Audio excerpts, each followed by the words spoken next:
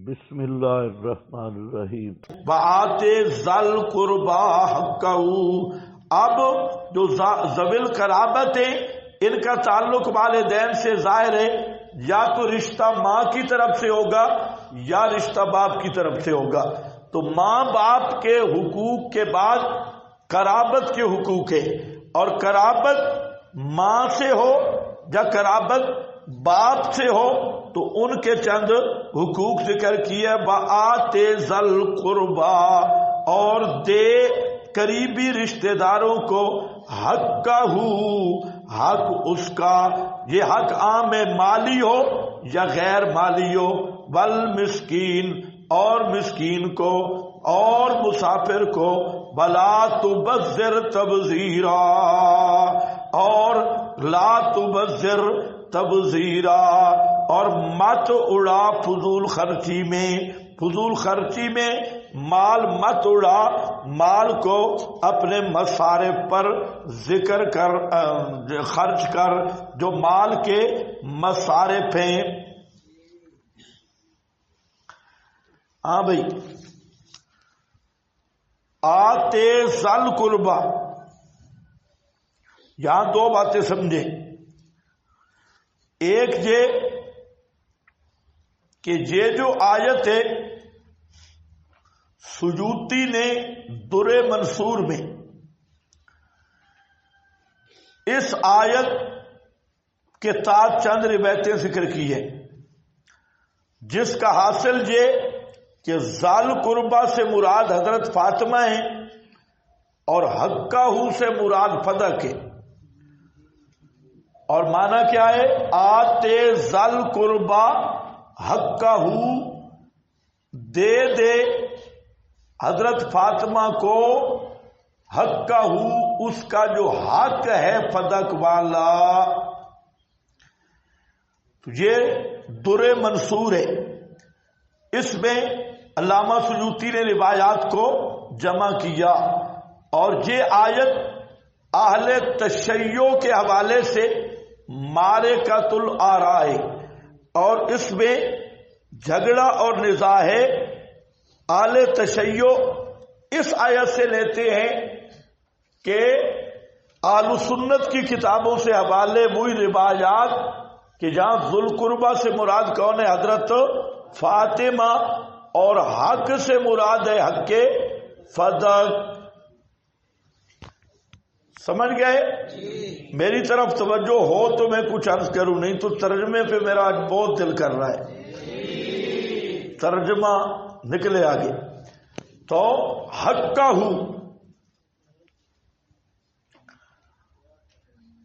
تو جہاں چند باتیں ہیں، پورا مسئلہ نہیں۔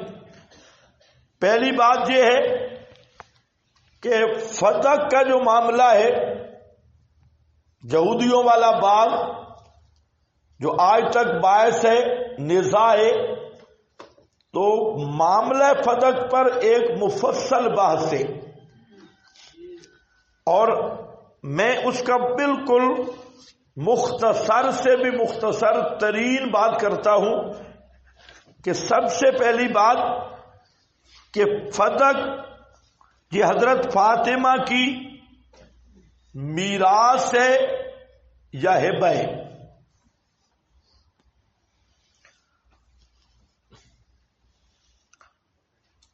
اہل تشیع اب تک متعین نہیں کر سکے کہ فدق کا باغ یہ میراث تھا یا ہبہ تھا۔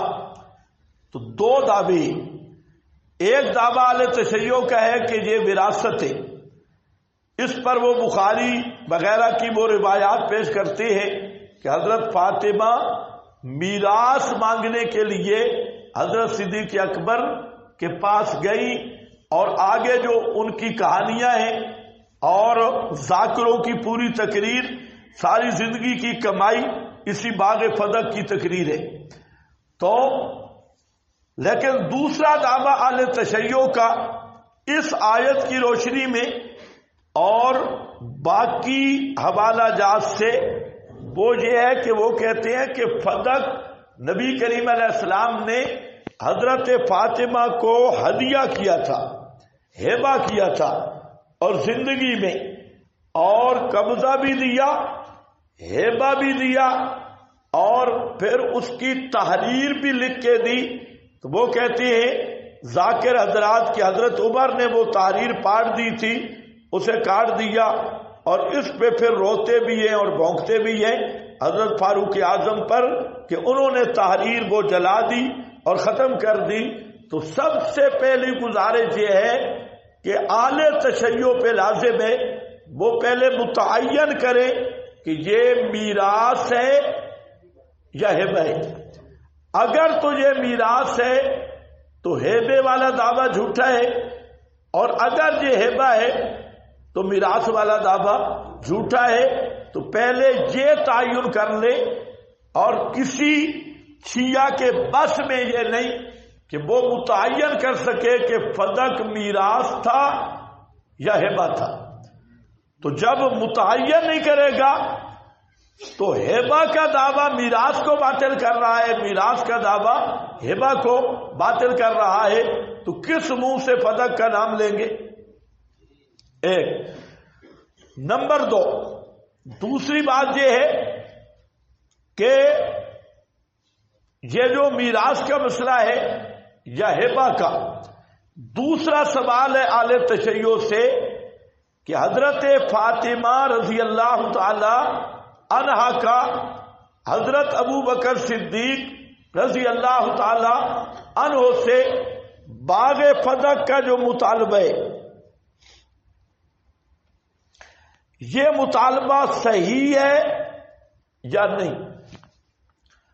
اگر تم کہتے ہو یہ مطالبہ حضرت فاطمہ کا صحیح تھا تو پھر ماننا پڑے گا کہ ابو بکر صدیق خلیفہ اول بلا فصل برحق کے،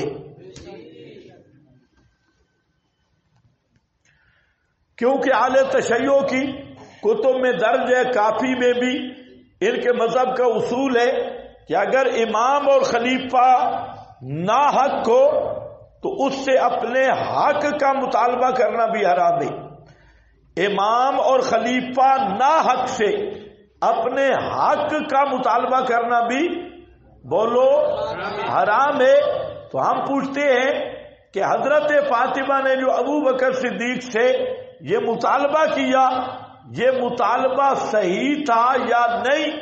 اگر یہ مطالبہ صحیح ہے تو پھر حضرت صدیق خلیفہ بلا فصل برحق ہے، اور حضرت فاطمہ نے بھی ان کو خلیفہ بلا فصل برحق مان لیا، اور پورا شیعہ مذہب جہنم رسید ہو گیا۔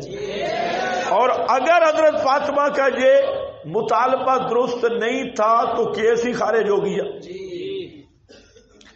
پھر کیس میں کون سی جان ہے، جبکہ تم خود کہہ رہے ہو کہ حضرت فاطمہ کا یہ مطالبہ برحق تھا ہی نہیں، تو برحق نہیں تھا تو کیس خود بخود خارج ہے۔ اور اگر یہ مطالبہ برحق تھا تو پھر حضرت صدیق خلیفہ بھی برحق ہے اور خلیفہ بلا فصل ہے۔ تو صدیق جب خلیفہ بلا فصل ہے تو خلیفہ بلا فصل پیغمبر کا جانشین، وہ اس کا فام اور اس کا جو فیصلہ ہے وہ حضرت فاطمہ پہ بھی ماننا فرض ہے اور امت پہ بھی ماننا فرض ہے۔ تو پھر بک باقی ختم ہو گیا۔ یہ دو باتیں ہیں جو پوری دنیا شیعت پہ آج نہیں پوری زندگی قرض رہے گی، اور کوئی شیعہ سنجیدہ اس کا جواب ایران سے لکھنؤ تک پھرے، ذرا فیصلہ کرے کہ یہ پہلے تو میراث ہے یا ہبہ ہے۔ ہبہ کا دعویٰ میراث کو توڑ رہا ہے، میراث کا دعویٰ ہبہ کو توڑ رہا ہے۔ پھر حضرت فاطمہ کا مطالبہ، یہ مطالبہ برحق ہے یا ناحق ہے؟ مطالبہ برحق ہے تو ابو بکر صدیق خلیفہ بھی برحق ہے اور شیعہ مذہب جہنم میں گیا، اور اگر یہ مطالبہ ناحق تھا تو کیس خود بخود خارج ہو گیا، لہذا تمہیں گلیوں پہ بھونکنے کی ضرورت نہیں ہے۔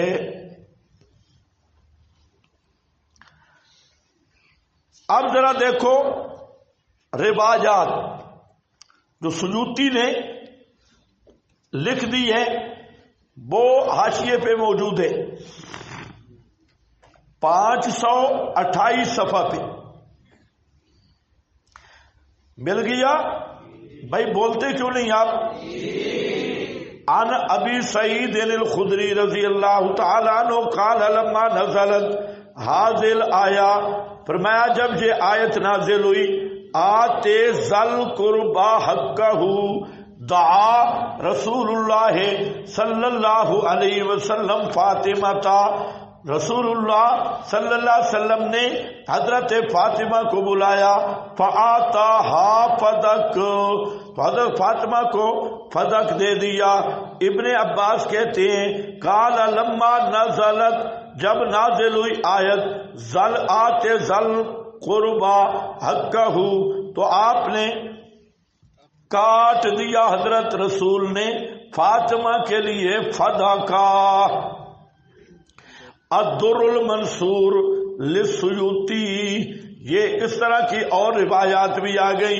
تو نیچے تبصرہ علامہ ابن کثیر کا، اصل مصیبت ہے کہ روایتیں آ جائیں تو پھر مسئلہ گڑبڑ ہو جاتا ہے، پھر بزرگ بھی ڈر جاتے ہیں روایت آ گئی۔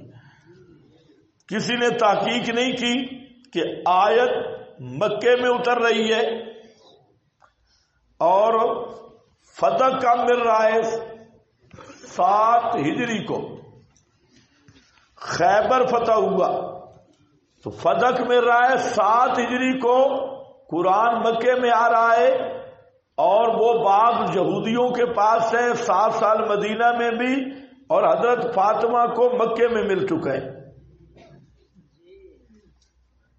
تم سوچ کچھ بھی نہیں رہے۔ فتح کہاں؟ 7 خیبر میں، خیبر فتح ہوا تو ملا، اور آیت کا بے مکہ میں، یہاں پوری سورج یہ مکی ہے تو مکی آیت مکے میں آ رہی ہے، فتح خیبر میں مل رہا ہے، اور وہ بھی ہجرت کے بھی 7 سال بعد، اور تقسیم مکے میں ہو چکی، علیحدہ بھی ہو چکا ہے، ہیبہ بھی ہو چکا ہے۔ حیرانگی کی بات ہے بھائی، یہ سیوطی جیسا بزرگ بھی شاید اس کی کوئی کرامت ہو تو پھر تو بات بن سکتی ہے، تو یہ عقلاً نقلاً سری باتیں لے۔ اس لیے علامہ ابن کثیر رحمہ اللہ نے اس پر تبصرہ کیا، فرماتے ہیں لما نزلت هذه الآیہ دعا رسول اللہ صلی اللہ علیہ وسلم، اس پہ فرماتے ہیں کہ ولیست هذه الآیہ، کدھر گیا بھائی؟ ہاں، تو فرماتے ہیں کہ لا يدل على تخصیص الخطاب به، ایک علی ان القلب من صحت الخبر شے بناء علی ان سورت، اس بنا پر کہ سورت مکی ہے، ولیست هذه الآیہ، اور یہ آیت اس سے مستثنیات میں سے بھی نہیں ہے، آیت بھی مکی ہے، سورت بھی مکی ہے، اور فدق لم تکن، فدق تو اس وقت تھا ہی نہیں تصرف رسول میں، بلکہ طلب کیا حضرت فاطمہ نے اس کو بطور عرس کے بعد وفاتی رسول اللہ صلی اللہ علیہ وسلم کی وفات کے بعد، جیسا کہ وہ مشہور ہے۔ اس لیے یہ قول جو ہے یہ صحیح نہیں، جیسا کہ مخفی نہیں ہے، یہ قول درایتاً باطل ہے، اس لیے کہ اوپر وجہ بیان کر دی ہے، یہ روح المعانی ہے، اور اوپر علامہ ابن کثیر اس نے بھی یہی بات کی۔ علامہ نے کیا کہا بھائی؟ فرماتے ہیں کہ لمبا یہ بہاد الحدیث مشکل لو صح اسنادہ، اگر اس کی سند صحیح ثابت بھی ہو جائے تو حدیث بڑی مشکل ہے، کیونکہ آیت مکی ہے، اور فدق انما فتحت ما خیبرہ، تو فدق جو ہے وہ خیبر میں فتح ہوا اور 7 ہجری کو فتح ہوا، بس کیسے یہ جوڑ بنے گا؟ ہاذا ما ہاذا، ہاذا کا ہاذا کے ساتھ یہ جوڑ کیسے بنے گا؟ آگے عبارت ذرا دیکھو، دونوں روایتیں سندن متنن عقلاً عرفاً اصولاً قطعی باطل اور مردود ہیں، قطعی باطل اور مردود ہیں۔ میں نے بتا دیا اہل تشیع کے ہاں تو مسئلہ بن نہیں سکتا، اور اہل سنت کے ہاں یہ ساری شیعہ روایاتیں ان کا اس سے تعلق ہی نہیں ہے، اور نہ یہ اصول کے موافق ہیں، نہ درایتاً نہ روایتاً، اس لیے ہمارے نزدیک یہ روایتیں مردود ہیں۔ فی الحال اتنی تفصیل کافی ہے۔ آتے ذل قربا حقہ والمسکین وابن السبیل، سیاق بھی یہی بتا رہا ہے کہ قرابت دار مراد ہے، قریبی رشتہ دار، اور یہ مضمون قرآن میں کئی جگہ پہ آ چکا ہے۔ والمسکین وابن السبیل ولا تبذر تبذیرا، تبذیر کیا ہے؟ فضول خرچی، انفاق فی غیر حق، تبذیر ایک یہ ہے نا حق میں خرچ کرنا، فی غیر حق، مال اللہ کی امانت ہے، اس میں ایک خیانت تبذیر ہے۔ تبذیر کا معنی کیا ہوتا ہے؟ بے جا اڑانا، بذر، بذر، بذر بیج کو کہتے ہیں۔ کبھی آپ نے بیج دیکھا ہے؟ یہ جب جاتے ہیں کھیتوں میں تو اس بذر کو اڑا کے آتے ہیں، بیج کو کھیتوں میں، اور نہیں دیکھتے مٹھیاں بھر بھر کے یوں ڈالتی وہ پورا، تو یہ ہے اس سے تبذیر۔ تو فرمایا اس کو بے جا مت اڑا، اس بیج کی طرح مت اڑا بے جا کر کے، لا تبذر۔ تو حضرت عبداللہ ابن مسعود فرماتی ہیں کہ التبذیر الانفاق کو فی غیر حق، نا حق میں خرچ کرنا۔ تو نا حق میں 11ویں 12ویں بھی آ گئیاں، نا حق میں یہ جمہوری لوٹے بھی آ گئے، اور نا حق میں یہ ریچھ کتے اور عرس قوالیہ یہ بھی ساریاں آ گئیاں۔ تو یہ سب فضول مال خرچ کرنا ہے۔ اور اسی طرح ووٹوں الیکشن پہ خرچہ، یہ بھی کیا ہے؟ تبذیر ہے۔ الانفاق فی غیر حق، اسی طرح ابن عباس نے کہا، اور حضرت مجاہد کہتے ہیں لو انفق انسان مالہ کلہ فی الحق لم یکن مبذرا، اگر پورا مال بھی حق میں خرچ کر دے تو وہ مبذر نہیں، بلو انفق مدن، اور اگر ایک مد بھی غیر حق میں خرچ کیا تو یہ کیا بنے گی؟ تبذیر بنے گی۔ تو حاصل کیا نکلا؟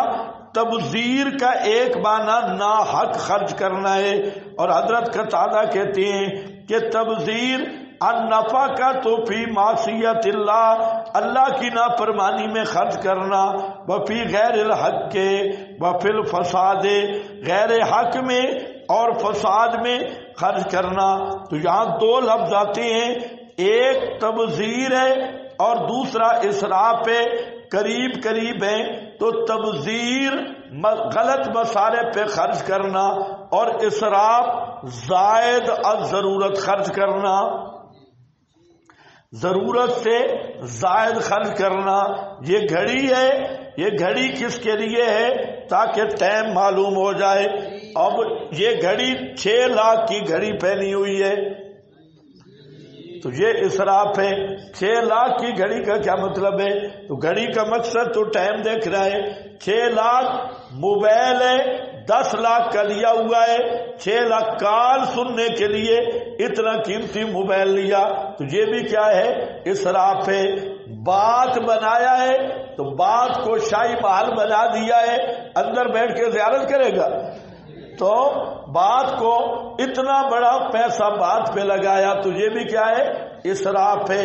اسی طرح تبذیر ناجائز کاموں پہ خرچ کرنا، اسراف مصارف جائز ہوں لیکن زائد ضرورت خرچ کرنا۔ ایک آدمی اچھے کپڑے پہن سکتا ہے، وہ 10,000 کا جوڑا لے لے، 15 کا لے لے اپنی حیثیت کے مطابق، کوئی مسئلہ نہیں، لیکن لاکھ روپے کا جوڑا پہنا ہوا ہے لوگوں کو دکھانے کے لیے، تو یہ کیا ہوگا؟ اسراف ہوگا۔ تو تبذیر بھی منع، اسراف بھی منع۔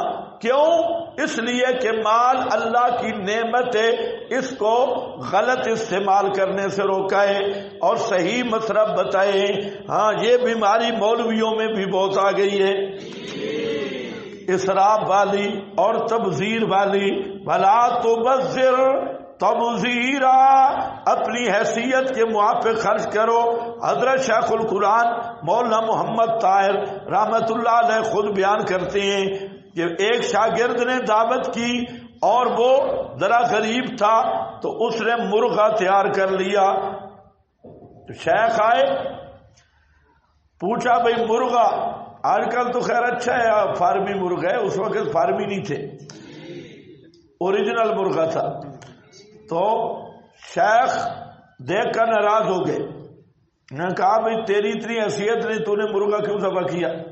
تو اس کا مطلب ہے تو نے قرض لیا ہے، ادھار لیا ہے۔ تو شیخ نے کھانا نہیں کھایا اور سخت ناراض ہوئے اور فرمانے لگے یہی چیز مجھ سے پڑھ کے آئے ہو، میں نے تو تمہیں دین پڑھایا ہے اور دین کا یہی تقاضا ہے کہ قرض لے کر مرغ لو اور تکلفات کرو۔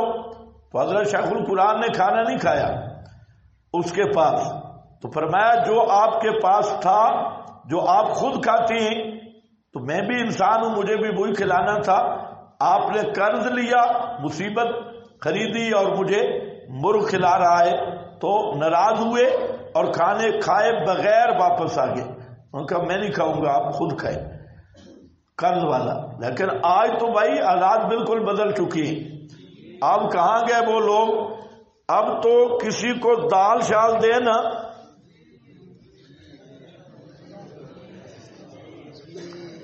تو کیا کہیں، یہ تو مہمان نوازی نہیں کر، یہ نہیں دیکھتا کہ اگلے کی کیا حالت ہے، اس کا حال دیکھنا چاہیے کہ وہ یہ کام کر بھی سکتا ہے یا نہیں۔ لیکن بالکل گنگا الٹی ہو گئی ہے۔ تو اس لیے اپنے اندر علماء والے اخلاق پیدا کرے۔ اگر دین کا کام کرنا ہے تو حضرت عبداللہ ابن مسعود رضی اللہ تعالیٰ عنہ جو صحابہ کی شان بیان کرتے ہیں کہ من کان منکم مستنن فلیستن بمن قد مات فإن الحی، لمبی حدیث ہے، آخر میں فرماتے ہیں اولئک اصحاب محمد، یہ محمد کے صحابہ تھے، ان کو اپنا آئیڈیل بناؤ۔